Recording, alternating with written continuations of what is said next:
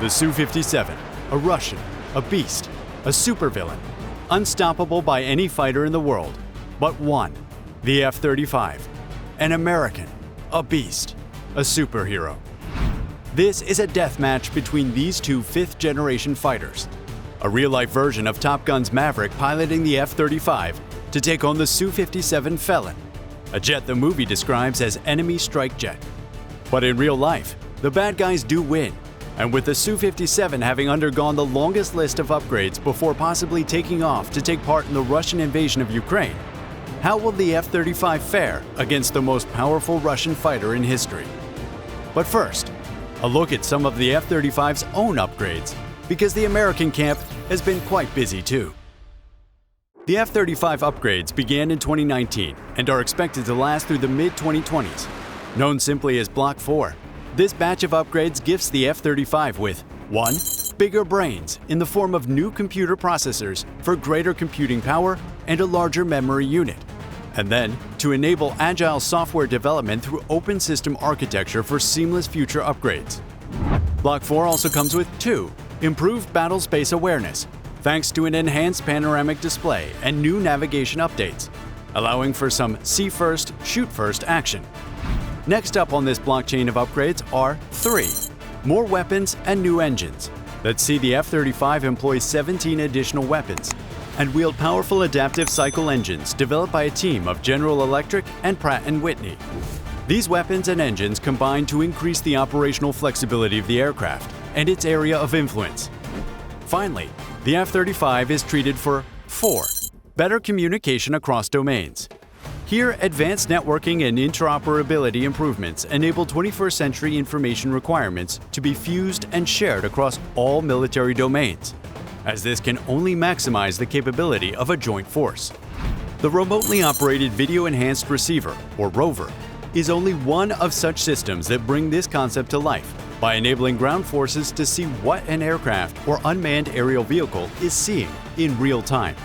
These upgrades are proof that one of the best ways the F-35 wins a fight is by deterring aggression. That is, to become lethal enough that it'll be suicidal for any other jet.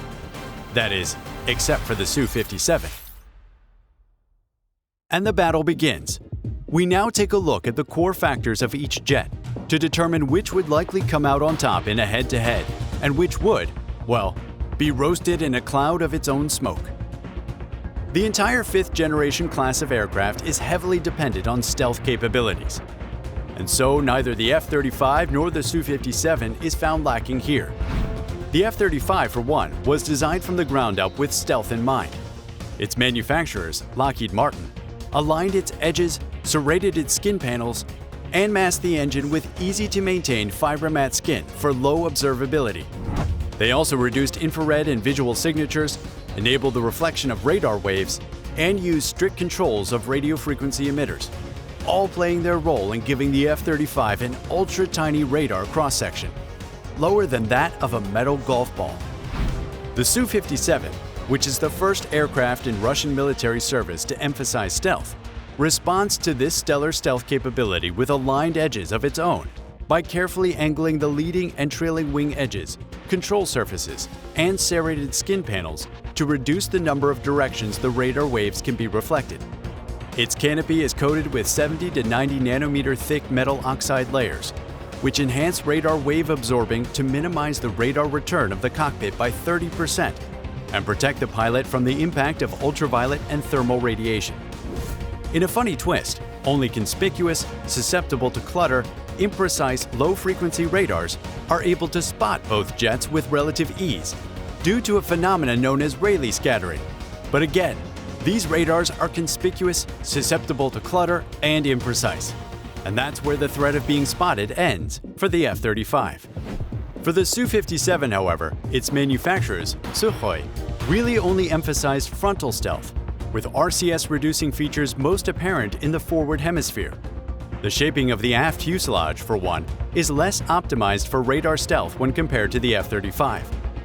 Possibly as a result of cost reduction or the Russian doctrine of operating the aircraft within the umbrella of friendly integrated air defense systems, a doctrine that could ripple into how far the engines can thrust the aircraft since the jet might not be traversing continents during missions after all.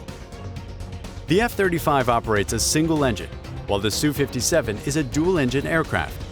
On the F-35 is the Pratt & Whitney F135 low-bypass augmented turbofan that provides 43,000 lbf of thrust with afterburner, thrusting the jet to a top speed of Mach 1.6, 20% slower than the Mach 2 top speed of the supercruise-capable Su-57 with afterburner engaged, thanks to a pair of NPO Lyulka Saturn Izdaliye 117 that produce a combined thrust of over 63,000 lbf. But what the F-35 lacks in supercruise capability, it makes up for in stealth. The engines on the F-35 are stealthy by having a low observable afterburner that incorporates fuel injectors into thick, curved vanes. These vanes are covered by ceramic radar-absorbent materials and mask the turbine. Its low observable axisymmetric nozzle consists of 15 partially overlapping flaps that create a sawtooth pattern at the trailing edge, which reduces radar signature and creates shed vortices that reduce the infrared signature of the exhaust plume. The F135 PW600 engine for the F-35B, a variant of the F-35 designed for the U.S. Marines, supports short takeoff and vertical landing by incorporating a shaft-driven lift fan, or SDLF. This SDLF was designed by Lockheed Martin and developed by Rolls-Royce as a key technology for the F-35, displaying the most impressive use case and performance, so much so that the system, officially known as the Integrated Lift Fan Propulsion System, was awarded the prestigious Collier Trophy in 2001. The Su-57 does, however, make a clap back with its all-angle thrust vectoring capabilities that enable the jet to supermaneuver like a gymnast in the sky. Both planes are fitted with the most advanced avionics and armament their respective countries have to offer.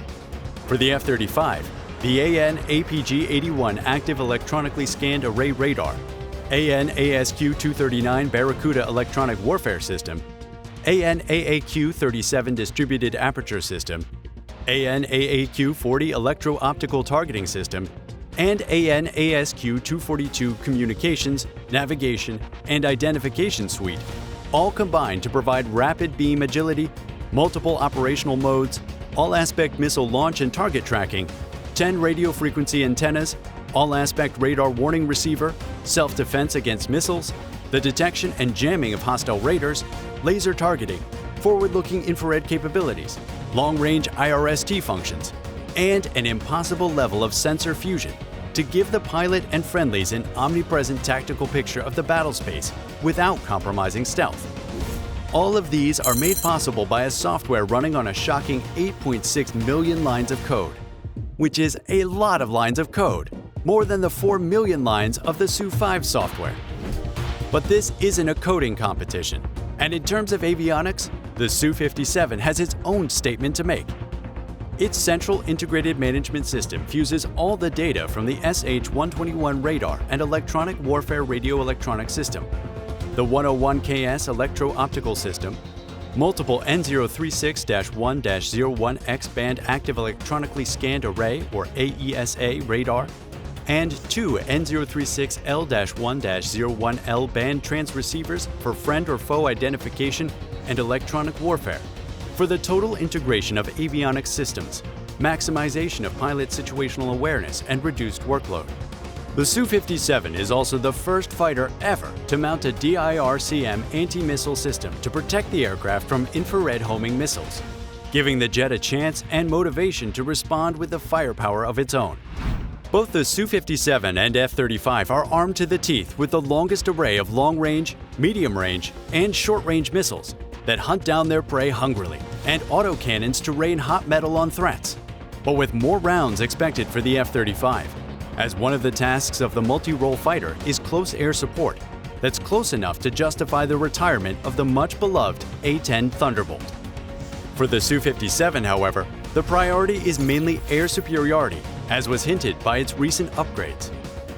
The original Su-57 is more 5th generation than 6th generation, but the Su-57 with these upgrades is more of a 6th generation fighter than any fighter in operation today.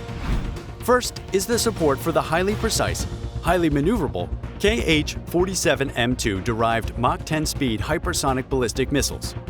The new Saturn 30 engines also come into play to provide arguably more thrust than any other engine on any other fighter on the planet. The Su-57 is also upgraded to integrate the most sophisticated forms of artificial intelligence available, such as loyal wingman drones, a feature expected only of 6th-generation fighters. Another of such features are laser defenses and directed energy weapons, where the Su-57 can use laser turrets to blind incoming missiles and wield the laser weapons under development to take out targets. But plans and reality are often very far apart for the Russian Air Force, and many of their planned upgrades don't even almost come to life. Still, they're marketed and publicized to make a false representation of the might of the Russian military. This media deception has particularly been brought to light in the Russian invasion of Ukraine, where Russia has looked anything but fine-tuned. In addition to that, Russia, so far, only has 5 production Su-57s of the 76 ordered, while the US has built over 800 F-35s to date, which tells us 2 things. Firstly, that the F-35 fleet is more ready for a battle than the Su-57, and secondly, that you should subscribe to this channel and give this video a like. That would be all for now. Thanks for watching.